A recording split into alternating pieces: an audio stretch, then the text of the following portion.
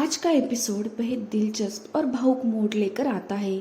बाघ के जन्मदिन की पार्टी अभी भी पूरे जोश के साथ चल रही होती है। घर में रंग बिरंगी लाइट्स, हंसी मजाक और मेहमानों की चहल पहल से माहौल खुशनुमा बना हुआ होता है। लेकिन इसी खुशी के बीच कुछ ऐसा हो जाता है जिससे पार्टी का माहौल अचानक बदल जाता है। सभी लोग बाग के आसपास खड़े होकर बातें कर रहे होते हैं। तभी सर अचानक मुस्कुराते हुए माइक उठा लेते हैं। उन्हें देखकर सब लोग चौंक जाते हैं। फिर वो अनुपमा की तरफ प्यार भरी नजरों से देखते हैं और एक बेहद मधुर और भावुक गाना गाने लगते हैं। उनकी आवाज सुनकर कुछ लोग खुश हो जाते हैं तो कुछ लोगों के चेहरे उतर जाते हैं। खासकर घर के कुछ सदस्य ये सब देखकर अंदर ही अंदर जलने लगते हैं। अनुपमा भी कुछ पल के लिए शांत होकर गाना सुनती रहती है। गाने के बोल जैसे सीधे उसके दिल को छू रहे हो। पूरे हॉल में एक अजीब सी खामोशी और भावनाओं का माहौल बन जाता है।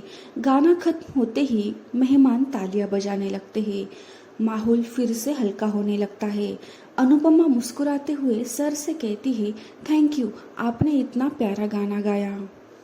लेकिन तभी पार्टी में मौजूद एक महिला अचानक जोर से बोल पड़ती है, वाह, आप दोनों की जोड़ी तो कमाल की है। आपके पति आपके लिए इतना प्यारा गाने गाते हैं। काश मेरे पति भी इतना रोमांटिक होते। उस महिला की बात सुनते ही पूरे घर का माहौल अचानक बदल जाता है। सभी घर वाले एक दूसरे का चेहरा देखने लगते हैं। किसी को गुस्सा आता है तो कोई हैरान रह जाता है। अनुपमा भी एकदम असहज हो जाती है। तभी सर तुरंत तेज आवाज में कहते हैं, अरे नहीं नहीं, आप गलत समझ रही है, हम पति पत्नी नहीं है। लेकिन वो महिला भी कहाँ चुप रहने वाली थी। वो हंसते हुए फिर कहती है, अच्छा अभी नहीं है तो क्या हुआ, आगे चलकर बन जाओगे। वैसे भी आप दोनों की जोड़ी बहुत प्यारी लगती है। ये सुनते ही अनुपमा का चेहरा बदल जाता है। उसे ये बातें बिल्कुल पसंद नहीं आती। वो तुरंत गंभीर होकर कहती है, सुनिए, ऐसा कुछ नहीं है, आपको गलतफहमी हुई है। महिला को एहसास होता है कि शायद उसकी बात से अनुपमा को बुरा लग गया है। इसीलिए वो थोड़ा संभलते हुए कहती है, ओ, मुझे लगा इसलिए मैंने बोल दिया। अगर आपको बुरा लगा हो तो आई एम सॉरी। लेकिन बात यही खत्म नहीं होती। वो महिला फिर अनुपमा और सर की तरफ देखकर पूछती है, अगर आप दोनों कपल नहीं हो तो फिर साथ में क्यों रहते हो। ये सवाल सुनकर वहां मौजूद सभी लोग चौंक जाते हैं। कुछ लोग उत्सुकता से अनुपमा का जवाब सुनने लगते हैं तो कुछ लोग के चेहरे पर ताने मारने वाली मुस्कान आ जाती है। अनुपमा गहरी सांस लेकर शांत आवाज में कहती है, हम सिर्फ अच्छे दोस्त थे, हमारे बीच ऐसा कुछ नहीं है। लेकिन महिला फिर अपनी बात पर अड़ी रहती है। वो हल्की हंसी के साथ कहती है, इस उम्र में कौन दोस्त होता है भला।